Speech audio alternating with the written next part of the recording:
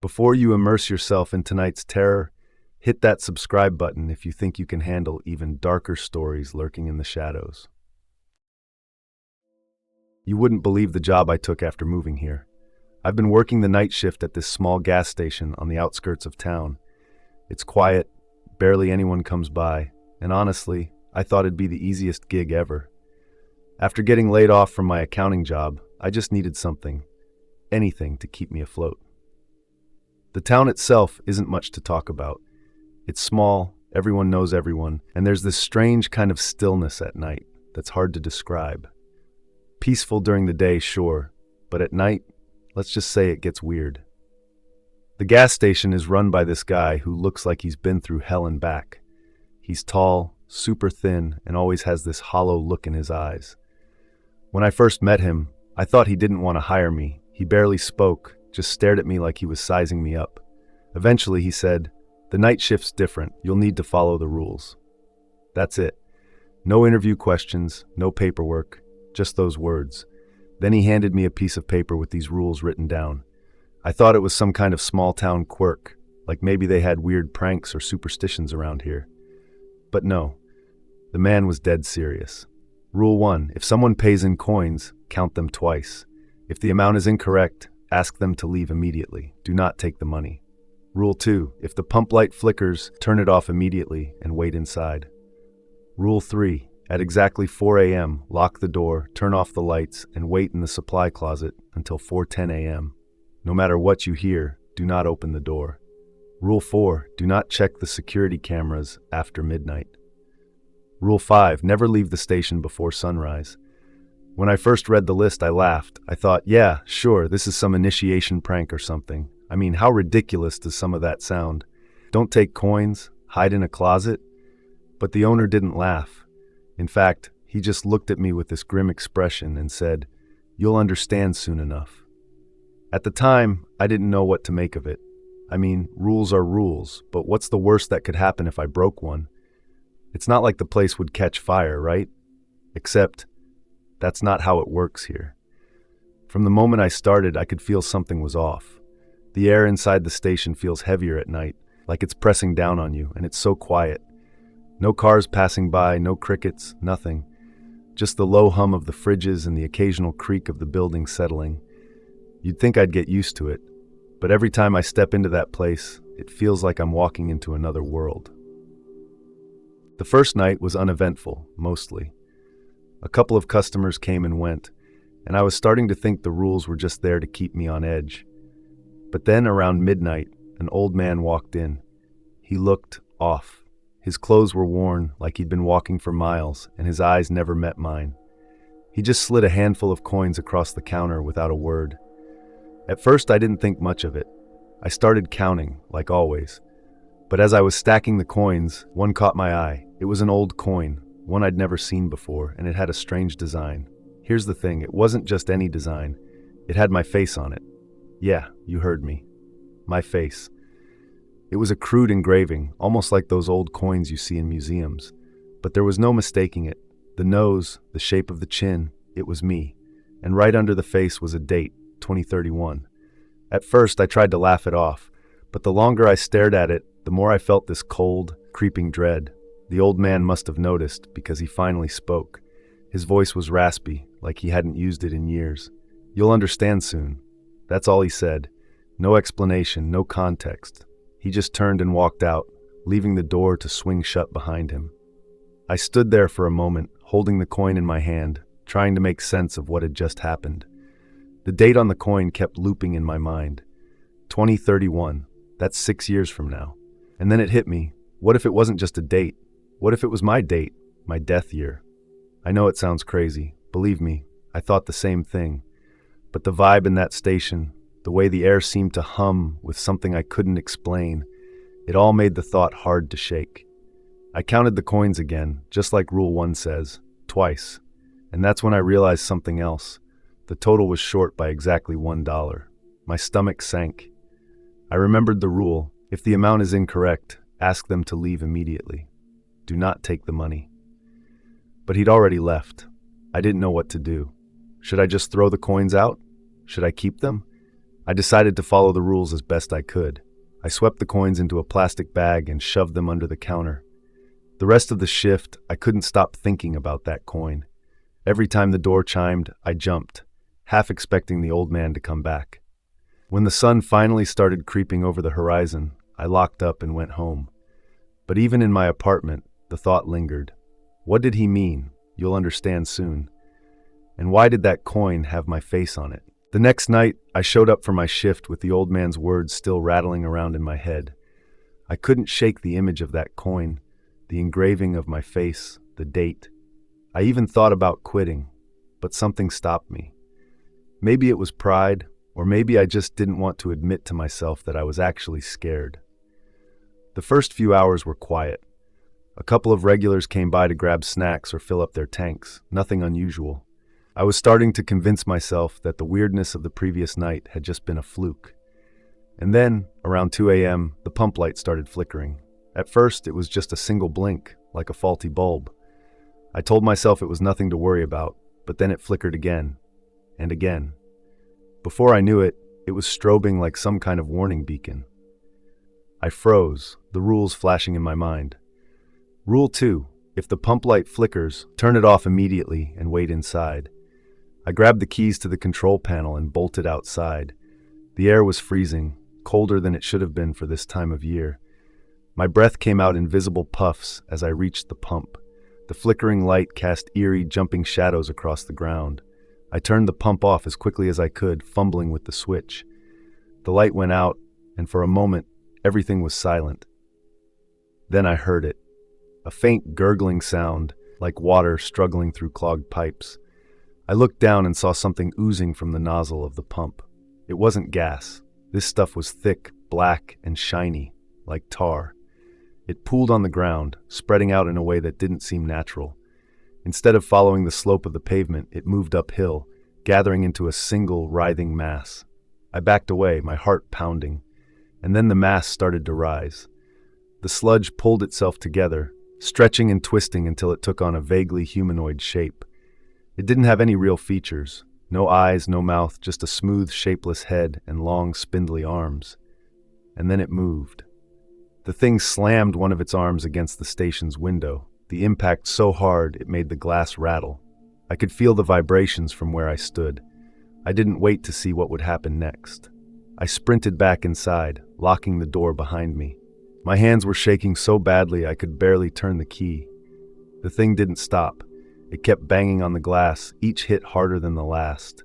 The sound was deafening, like a hammer striking metal. And then it stopped. I peeked out from behind the counter, my breath shallow. The thing was just standing there, its featureless face pressed against the glass as if it were staring right at me. I don't know how long it stayed like that, but eventually, it began to sink back into the ground. The black sludge that had formed it seeped into the cracks of the pavement, leaving no trace behind. I stayed behind the counter for what felt like hours, my eyes fixed on the windows, half expecting that thing to reappear. The silence that followed its disappearance was almost worse than the banging. Every creak of the station, every hum of the fridge felt like a threat. My hands still shook as I gripped the edge of the counter, trying to steady myself. I didn't dare step outside again. Instead, I busied myself with pointless tasks, organizing the gum display, wiping down already clean surfaces, anything to keep my mind from replaying what I'd just seen.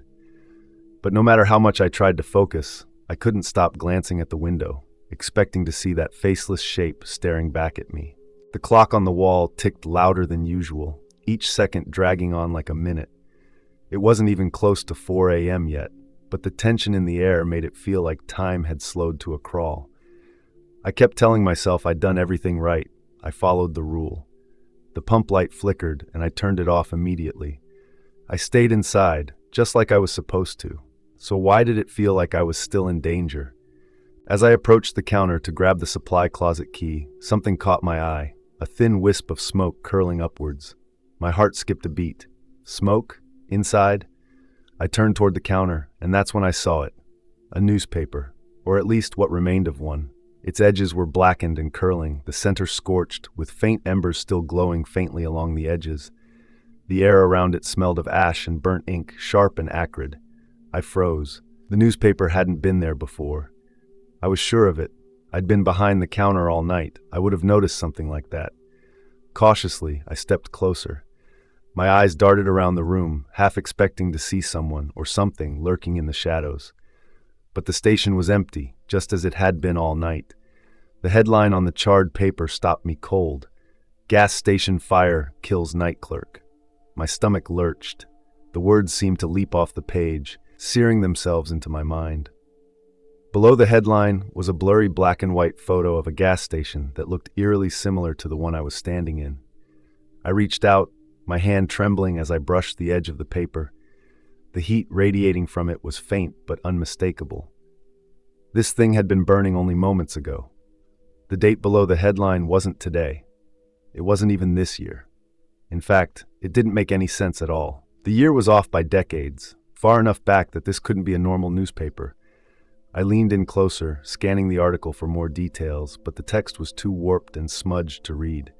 All I could make out were fragments. Late night shift, unexplained blaze, no survivors.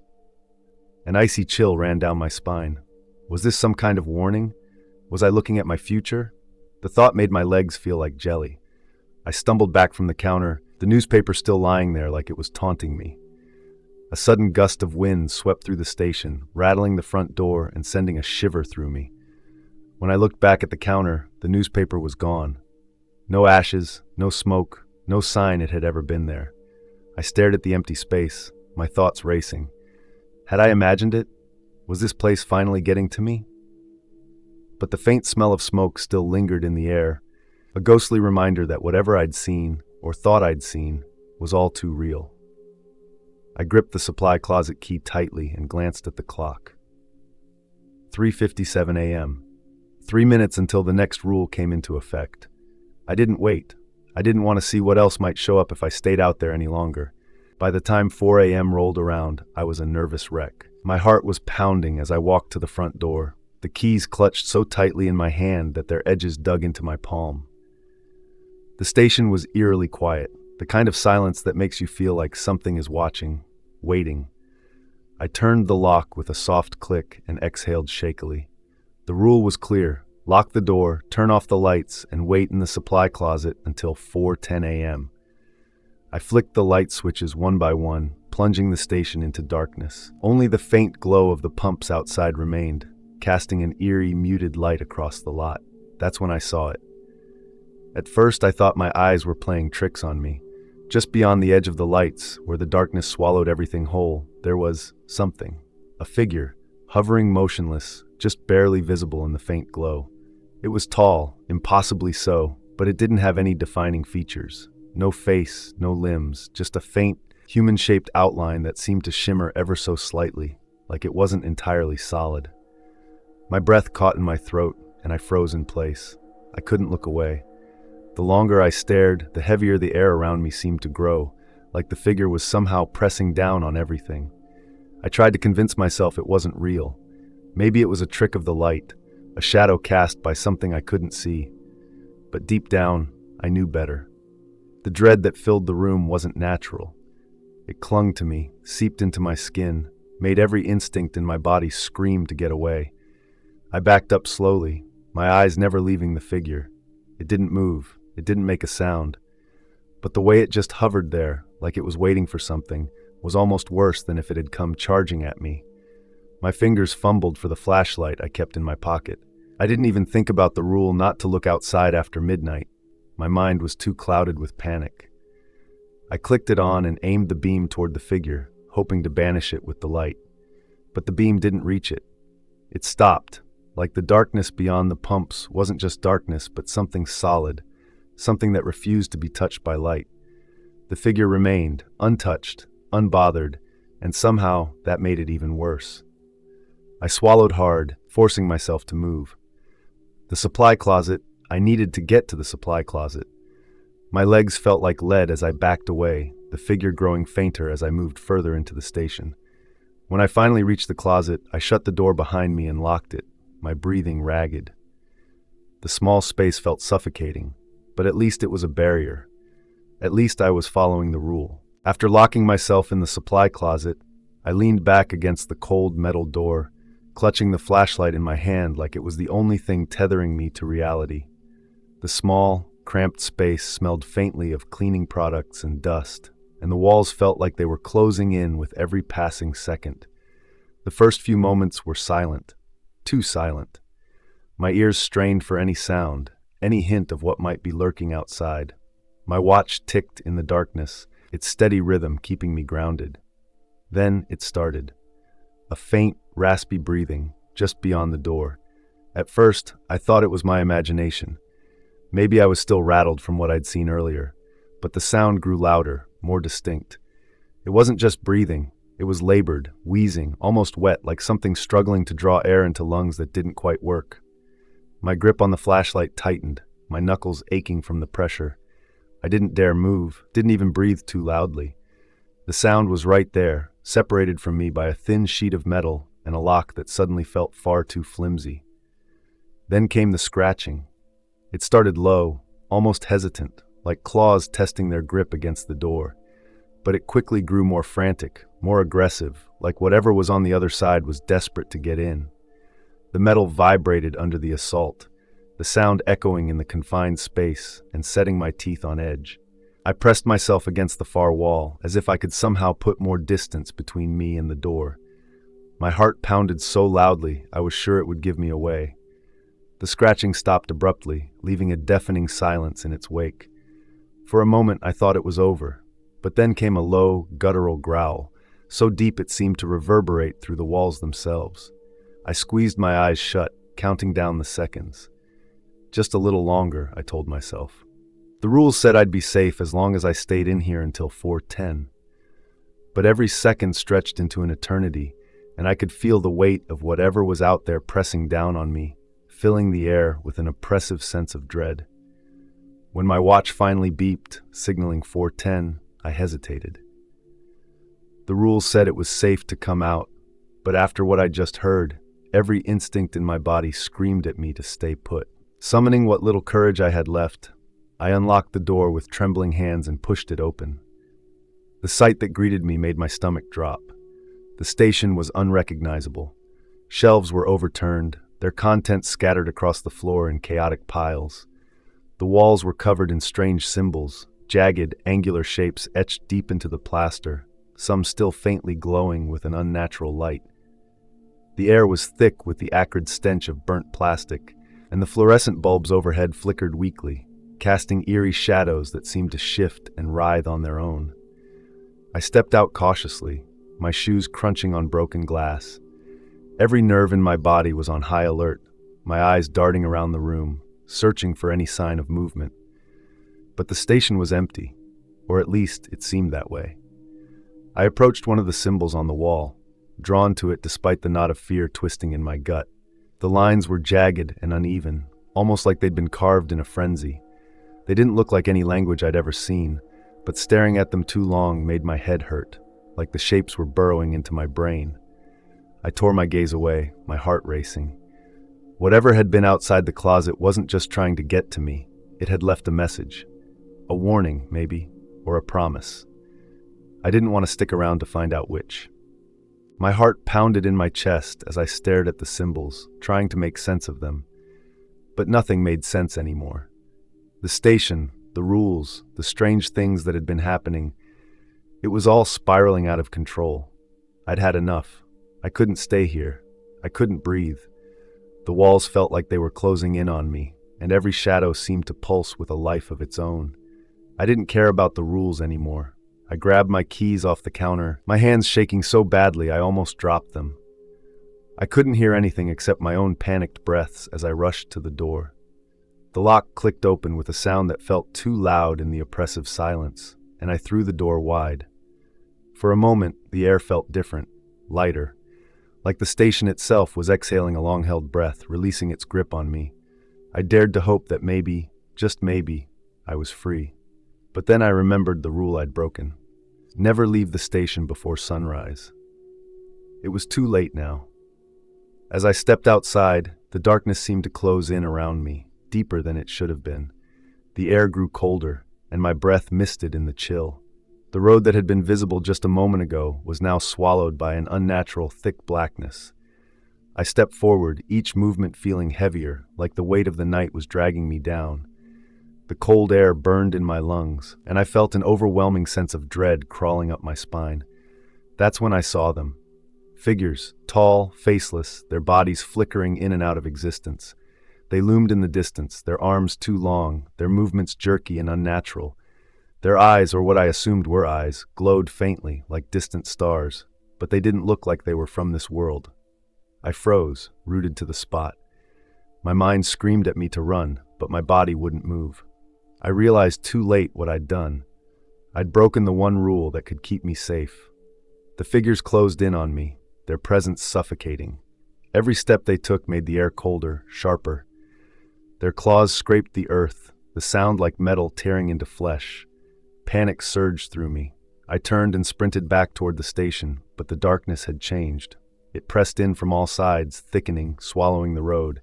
The closer I got to the door, the more the shadows seemed to stretch, as though trying to stop me from escaping.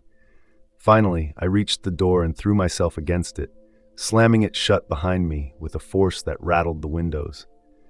The figures, now standing just beyond the glass, watched with eyes that gleamed in the dark.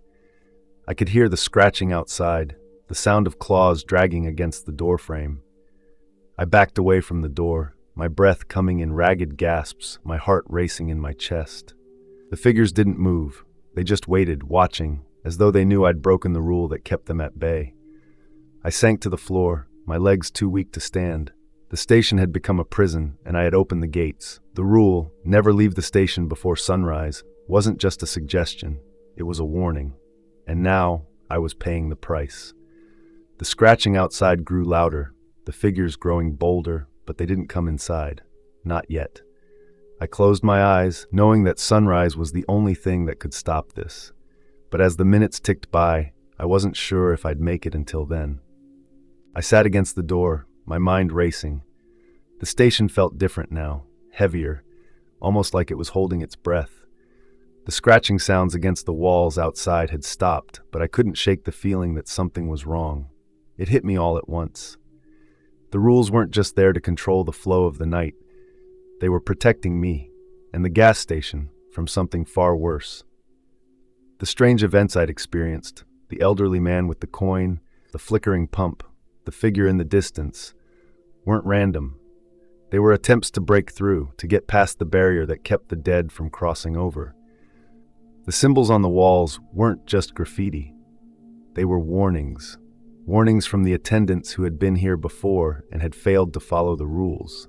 They'd seen what happened when the boundaries were weakened. Now, I had done the same. I had left the station before sunrise, breaking the one rule I shouldn't have. And that had been enough to let the barrier slip, even if just for a moment. I could feel it now. The station wasn't as safe as it had been before. The dead weren't just stuck outside anymore. They were closer. It was all clearer now. The station was more than just a gas stop. It was a fragile barrier between two worlds, and the rules were there to keep the dead contained. When I left, even for a moment, I had given them a chance to move in. I needed to fix this, to get the barrier back in place before it was too late. The only way to do that was to follow the rules, to keep everything exactly as it was meant to be. There was still time, just a few more hours until sunrise. I had to wait. I had to stay put. If I could make it until then, the barrier might hold. But if I didn't, if I broke one more rule, the thought made my stomach turn. The scratching had stopped, but the unease in the air hadn't. I could only hope the station's protection would last until the morning. It happened slowly at first. The edges of the station seemed to blur, like I was staring through frosted glass. The air grew dense, thick with an unnatural stillness. It was as if I was no longer inside the station, but something about it felt wrong. The familiar walls, the shelves, the pumps, they were all there, but distorted, stretched, and hazy, like a nightmare I couldn't wake from. Then I saw them. The shadowy figures from before, lurking in the corners of the station, their forms shifting and flickering like they weren't quite real. They surrounded me, closing in without ever moving. I tried to scream, to run, but my feet felt like they were glued to the floor. The door was just ahead, but it felt miles away. The figures loomed larger, their movements slow but deliberate, and I realized with horror that I wasn't in the real gas station anymore.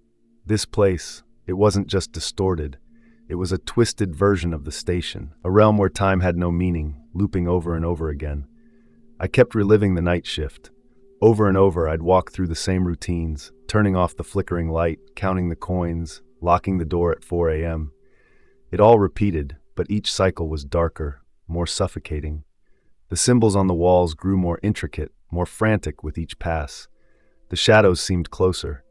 The figures, once distant, were now right beside me, their hands stretching toward me. Then, in the final loop, it happened. I was standing in front of the freezer door, like I had countless times before, but this time, something was different. I caught a glimpse of my reflection in the glass, and it smiled. I didn't. My face was frozen in a mask of fear, but my reflection was smiling back at me. Slowly, it mouthed the words, "You belong here now." A cold chill washed over me as I realized the truth. The rules, the warnings, they weren't just about protecting the station from the dead. They were there to protect the living from becoming part of the station, to keep us from crossing over. And now I wasn't alive anymore. Not really. Not in the way I thought. I was just another entity, bound to the station, caught in an endless cycle of shifts and rules, forever. The chime of the door broke me from my thoughts. A figure appeared in the doorway, an elderly man, just like before. He paid with coins, with his eyes not meeting mine as he placed them on the counter. He muttered, "You'll understand soon," his voice echoing in my mind. I couldn't say anything. I couldn't stop him. I couldn't do anything. As the man walked away, I watched helplessly from the shadows. The cycle had begun again. Another night clerk, another soul destined to wander this twisted, endless loop. And I would be here, trapped with them, forever. The door chime rang again, and I felt the cold reality settle in. This was my fate now.